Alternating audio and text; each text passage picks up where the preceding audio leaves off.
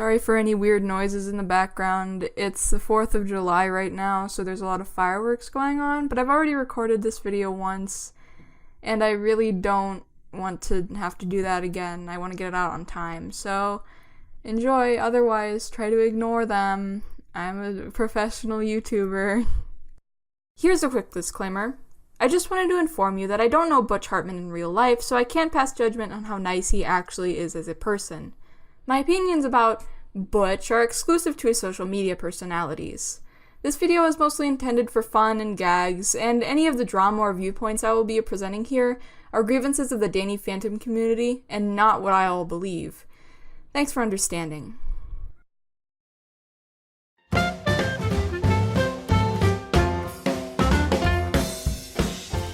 The other night I had a prophetic dream where one of my friends happened to be a really popular social media influencer in disguise who had her entire family killed by Keemstar and was on the run from the police for joining an anti-Keem atheist YouTuber gang. Most people would probably take this vision at face value. It is simply a hellish delusion and nothing more. However, I can't help but feel that this particular story was a part of something greater. I see it as perhaps a premonition, a cautionary tale. In it is foretold that something hidden in plain sight will finally be brought to discovery, the common folk will revolt against their ungrateful king, and finally, the population will become aware of themselves and their mistake. It will be the best of times and the worst of times, a revolution for the modern age, detailed in the patterns of the most intimate bond we possess with the life beyond our own, our dreams. I have reason to believe that the Keem in my dreams was really a metaphor for a far greater beast, the looming shadow of the Goliath and his impossible fortress of solitude. But for a time I was unaware, incapable of putting a face to this nameless colossus, only able to jeer and speculate as the clock ticked down towards a forbidden date, the beginning of the end. It finally arrived on June 19th of 2018, the launch of the Oaxis Entertainment Kickstarter by Butch Hartman. I've been wanting to make this video for a long time, and I mean a long time. I was always kind of worried because of the reaction LSMark's video got, even though it was completely valid, linked in the description by the way, and just in general, the lack of awareness people have about this whole Shazam. That's not to say anybody was stupid for not thinking the way I do. I fell for it at first too, believe it or not, and I don't support victim blaming. It just made me worried about making this for quite some time. However, the unexpected success of my Yandere Sim video, thank you so much to everyone by the way, your comments on that were awesome, and in general I love everyone who came back to watch this. That did give me a bit of cockiness I needed to finally let my feelings out.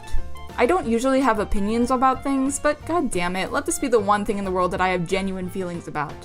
You can't be completely on the fence about everything all the time. With that out of the way, I only have one thing to say for myself. Butch Hartman absolutely sucks. I'm not talking about his shows. Well, I'm not talking about Fairly Oddparents or Danny Phantom anyway, but he himself as a social media presence right now is horrible and I hate him. That's not to say you're not allowed to watch his content and enjoy it, or enjoy him, but if you do, your opinion is invalid and I don't like you. As a person, he's probably fine and whatever, it's not like he's Hitler, but this video doesn't care about that. Butch Hartman is objectively the worst person ever. For those of you who subscribe to me for one of my more analytical, nicer videos, I just want to inform you that this is not supposed to be taken in the same fashion as those. This video is its own monster. I intend to focus my channel more on serious topics like those, but every once in a while I just have this burning desire to throw a fit and present you with nothing meaningful at all. Those videos were supposed to be thoughtful, maybe. This video is just for... Sorry. I guess I have a little something stuck in my throat. Just for the... Oh my god. Just for the... memes. Ugh, I hate saying that. I want to keep this as generally lighthearted and entertaining, however, there is still a lot I want to say about this absolute Chad that I guarantee will both shock and arouse you. So without further ado, let's cha-cha slide right into this mess.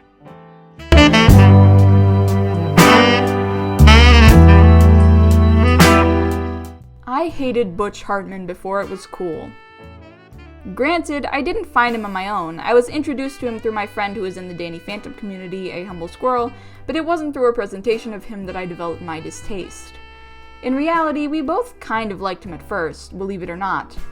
The original video we saw of his was the one where he draws anime characters in the quote-unquote Fairly Oddparents style, in which he thoroughly surprised everyone with a meme far too advanced for somebody of his background, being a crusty old baby boomer. And yes, I know that technically 1965 isn't included in the baby boomer age range, but he is literally 10 days off from qualifying, so you can take your impressive critical eye and put it to good use somewhere else. Butch Hartman is a very interesting spectacle. Out of nowhere, you get this guy, a sort of celebrity, going on 52 years who knows how to play the pop culture game almost enviously well. Butch is not like the other manufactured corporation social media situations. Butch is somehow ahead of the game. But how is this possible? How could he have ascended into such a state of pure irony so well? And perhaps more importantly, how did we let him play us all like this? Now, as I mentioned, the facade surrounding Butch eventually faded on me and A-Humble-Squirrel. Butch's persona relies almost exclusively on a combination of nostalgia and trending topics. He hooks you in with callbacks to Fairly Oddparents and Danny Phantom, and he keeps you there with Fortnite meme content. However, his content has always maintained just enough outrageous flair to keep his subscribers oblivious. So what if Butch can't draw anymore and he's just making another Fairly Oddparents style video for easy ad revenue? He surprised everyone with the Cory in the house is my favorite anime meme. He's not like other girls. He knows what you want and he listens to you. He understands you. It takes a certain level of investment with the Butch Hartman Extended Universe lore to truly grasp the strangeness of his character. It did in the beginning, anyway. As I mentioned before, A-Humble-Squirrel, my friend, is a part of the Danny Phantom fan community, members of which naturally possess a higher level of understanding in the Elmer Hartman field. While it's natural to assume that the kind of people who are oblivious to Butch's true intentions and lazy content, the kind who would unreasonably dislike bomb a perfectly understandable critical video like LSMark's, would be the Danny Phantom and Fairly Oddparents superfans, the impossible flip side actually turned out to be true. Casual fans of Butch's work, who watch his shows at one point in their childhoods and tune in for a YouTube video or Twitter post by him every so often, are the ones who are more likely to be unconditionally supportive of him.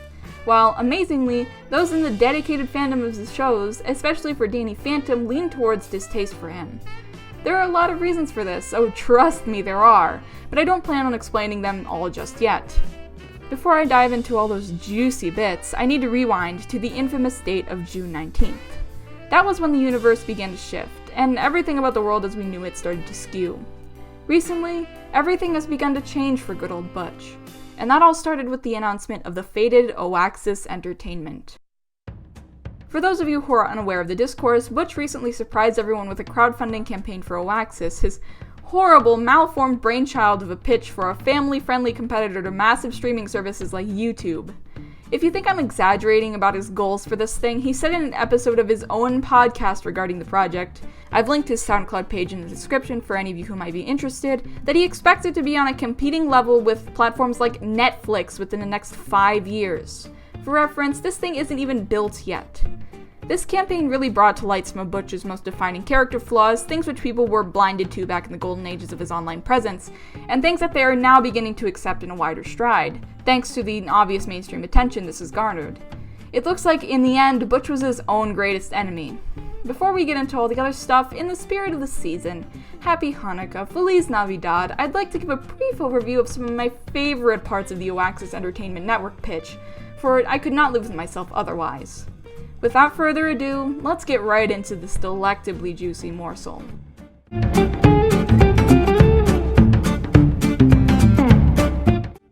Right off the bat, if Butch doesn't call his subscribers the Oaxis Powers, I don't see any way this thing could get off the ground. The audience for his proposed platform is incredibly convoluted. Butch has a really strange and warped perspective about who he wants to appeal to. His Twitter is a perfect example of this. In a quick detour from the Kickstarter, can we just acknowledge how bizarre Butch's Twitter is? This extends to his YouTube channel too, but oh my god, Butch's tweets are a mess. One day he can post a Bible quote, and the next he's sharing Despacito 2, Attack of the Clones. How do you flip-flop so quickly like that? Half of these tweets are in entirely different writing styles. This looks like something I would write. Butch seems to be vying for vastly different audiences at any given time. Sometimes he's doing his best to appeal to meme culture and look hip and in the know, but any other time he's clamoring for the attention of baby boomers and complaining about the current state of media. Does Butch even know who his audience is? I mean, these motivational posts are rarely taken seriously. Most of the commentary around them is just mockery. Does Butch just not understand what his fans want? Is he having an identity crisis? Does he think being hip and cool will make the kids want to turn to Jesus or something? Or could these jumbled tweets all be the results of different people? You've got to admit that the change of writing style between some of these is just way too drastic. And it isn't exactly out of the realm of possibility that Butch is stringing along some younger, hipper kid to know all the trendiest meme topics. Maybe it's Kuro? Nah, probably not. Either way, back to Butch's Kickstarter. That little detour was relevant, trust me. Right off the bat, I'm just not sure who Butch thinks is going to be backing this project. Obviously, the majority of people who are going to recognize his name and would reasonably put money into this would be the 20-something-year-olds who grew up watching his shows, so why is he so adamant on all these old-school family values and kid-friendly platforms? Not much of his fan base has or can afford to have kids, so what's the deal, Butch? And it's not like he doesn't realize this either. He specifically caters to the meanie youth, and in the risks and challenges section of his campaign, he points out how the subscriber base will be made out of his dedicated fans.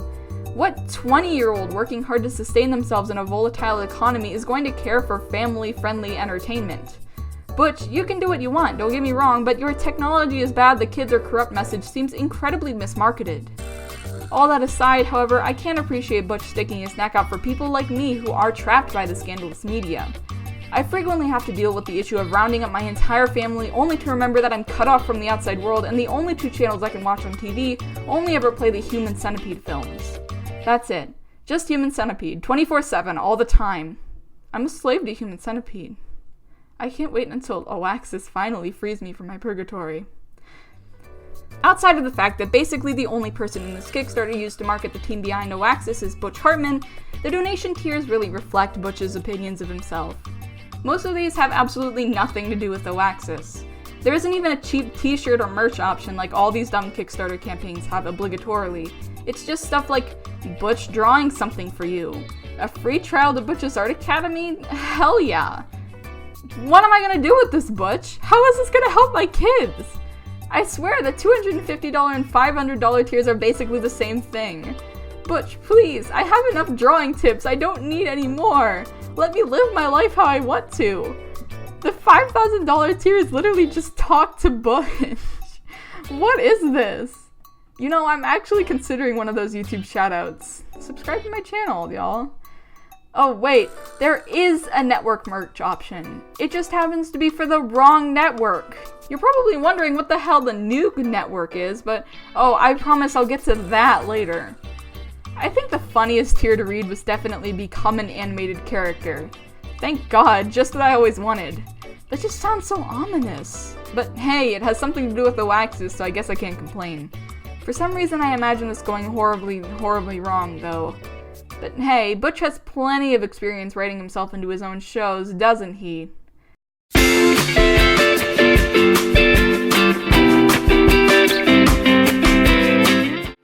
Anyway, enough about all the little things. A bunch of people have already talked about Oaxis and why it's a bad idea. It will probably never happen, but who knows? A lot of people seem to forget that Butch is loaded. From what I found out, his net worth is apparently speculated to be at $50 million. And let's not forget that Butch recently tried to buy the rights to one of his own canceled shows, which happens to be Danny Phantom, and Nickelodeon never said that they wanted more money, they just said that they weren't willing to give it up to him right then. Buying the rights to a show can cost tens of thousands of dollars, and I don't even want to know how high up a show like Danny Phantom would tread for. Money aside, however, this is all just typical Butch fare, overestimating his own abilities and audience and jumping headfirst into a business he has no right to be experimenting with. Another thing that lots of people seem to forget is that Butch is not responsible for much of his older show's successes, at least not overwhelmingly. I think the most positive engagement Butch has had with a series of his was definitely early on with Fairly Oddparents. As far as I'm aware, he was mostly responsible for the pilot of the show and for picking himself up by his bootstraps, I mean. A lot of the early episodes were either written or co-written by him. I don't think the immense fame and popularity comes without grounds, and back in the day, I genuinely appreciate Butch's work. It was, for the most part, witty, comedic, and entertaining. Butch, at least at one point, knew what he was doing. However, there are still slight habits and tidbits of information sprinkled throughout the star-studded past which would inevitably paint a better picture of who Butch would become. I think his true talent lies in inventive premises. Butch can not only take a classic story structure and add a sort of flair to it, but he can do it under incredible constraints. According to Butch himself, he created the entire premise for Fairly Oddparents in about 15 minutes, completely out of necessity for a pitch. This would obviously be a bad way to handle world building for most other people, but I think Butch has nailed the art of rapid-fire summaries to a precise science. His formula is simple.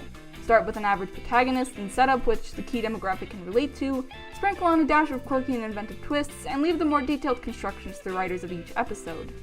With talented and inventive writers, this makes for a genius and easily streamlined process. Regardless of the quality of his shows, the plot remains fairly consistent. Fairly Oddparents was a fresh but open-ended concept, as well as Danny Phantom. Tough Puppy was, well, it was furries. And Bunsen is a Beast? It was pretty interesting, kind of. His comic sounds neat. And Elf Detective, well, I honestly have no idea what to say about Elf Detective. Elf Detective is an enigma, which I believe should stay in the realm of the unknown. Actually, now that I think about it, Elf Detective is a lot different than most of Butch's other show pitches.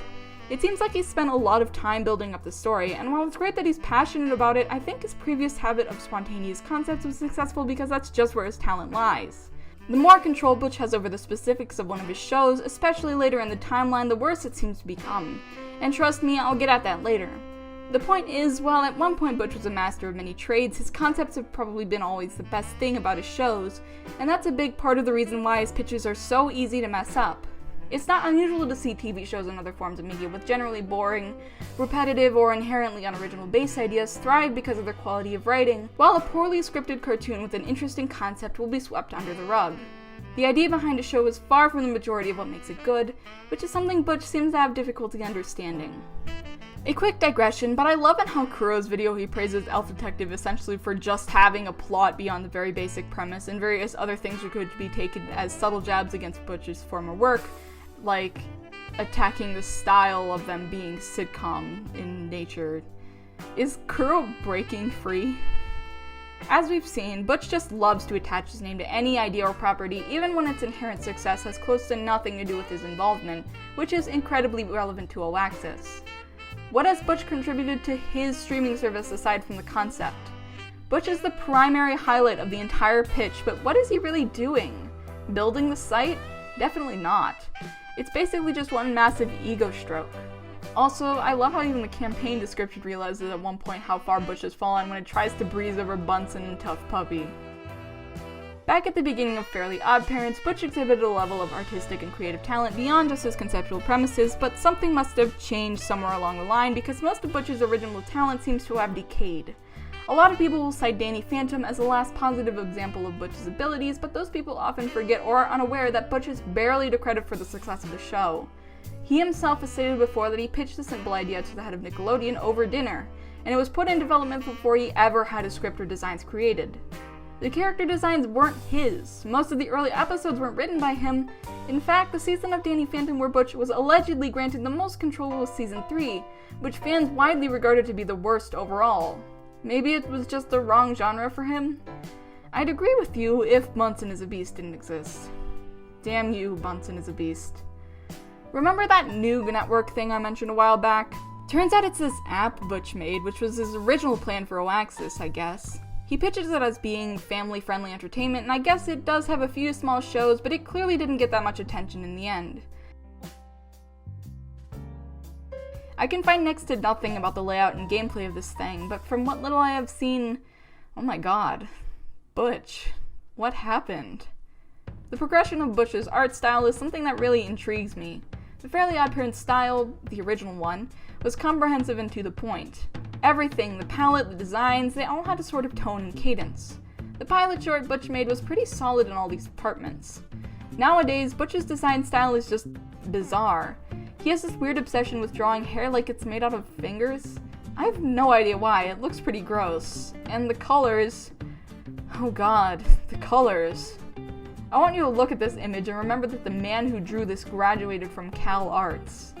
This is the real Cal Arts style. Now, I'm all for pictures with high saturation and rich colors. I love contrasting the dynamics of value and hue, but there is just no logic to this. It doesn't look appealing. Butch has a habit of using really ugly, bright colors, and while typically his land art looks very solid, he always covers his digital pieces so chaotically. It's hard to watch. With all that being said, the important question is, how did Butch come to this? What made him this way?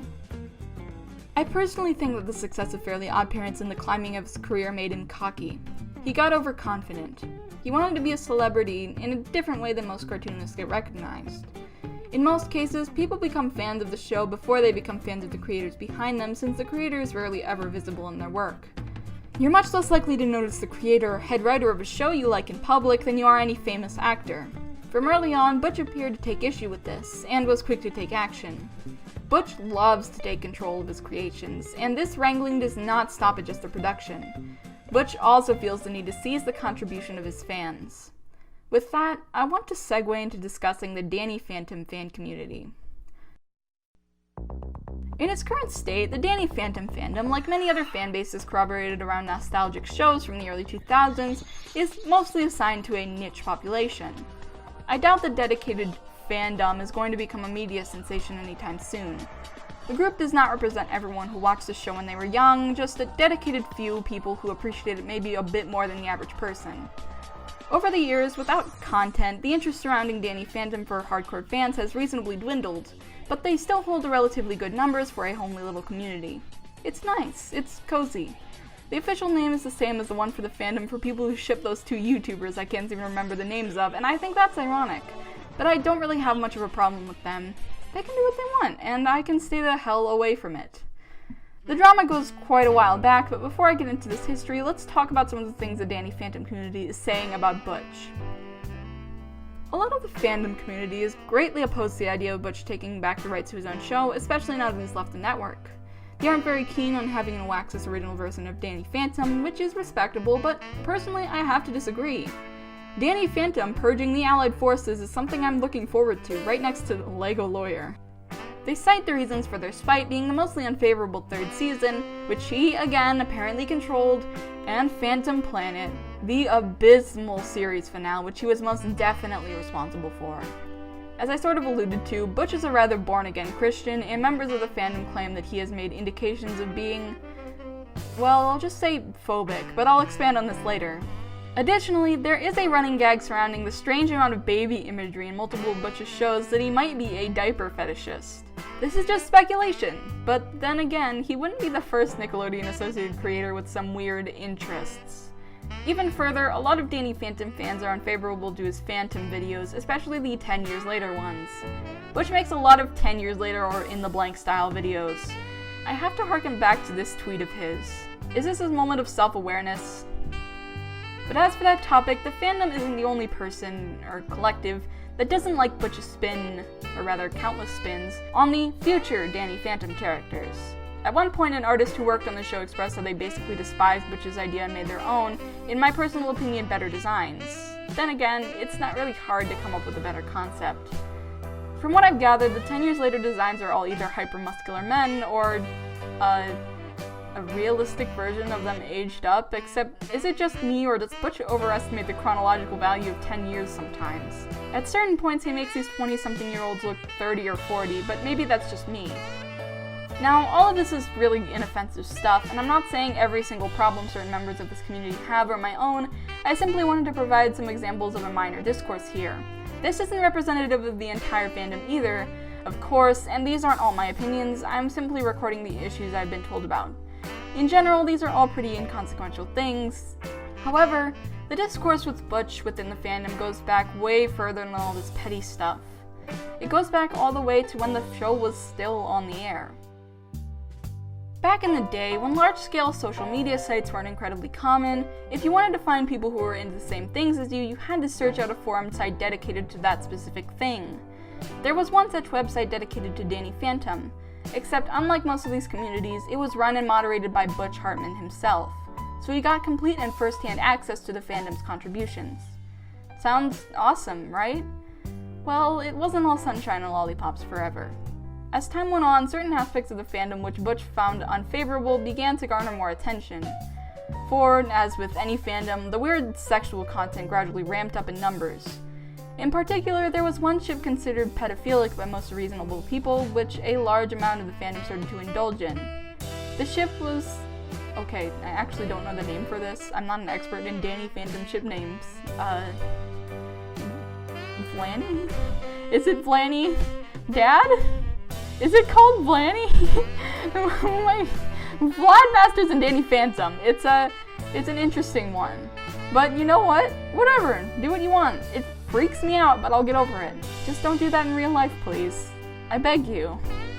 Sources like Kuro and Butch will refer specifically to this ship when talking about the escalation of the drama, but according to other fandom members, the fallout affected lots of gay and lesbian ships and art as well, sexual and non-sexual. Essentially, what happened was that Butch took it upon himself and his moderators to ban people who posted any of the aforementioned content and/or delete their posts.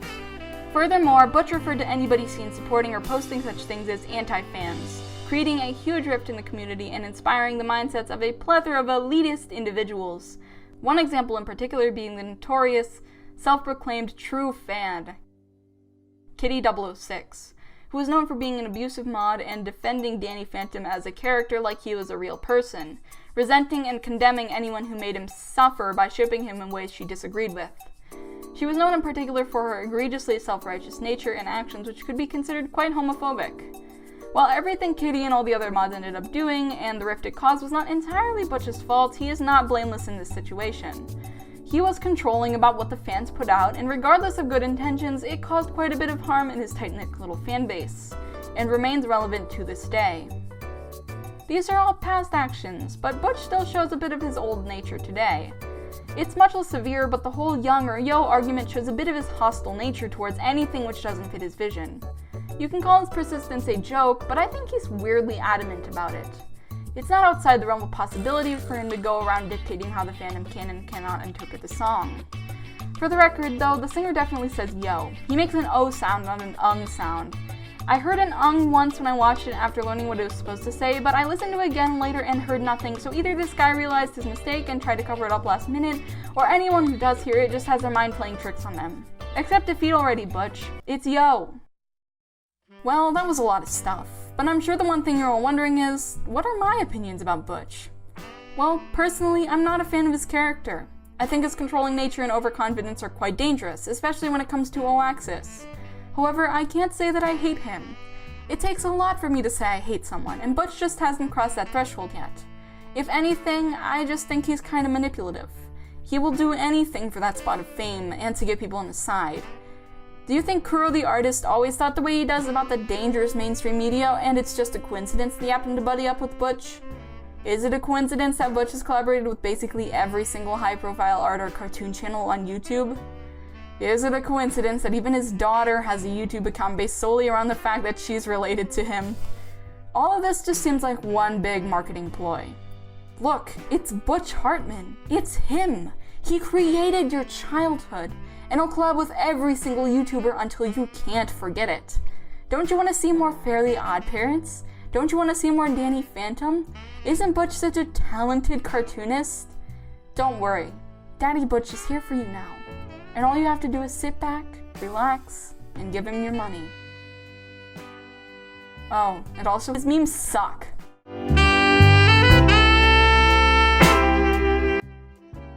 I know this video is already long enough, but thanks everyone for watching to this point, and I just want to keep you for a little bit longer to thank everyone who helped me edit this.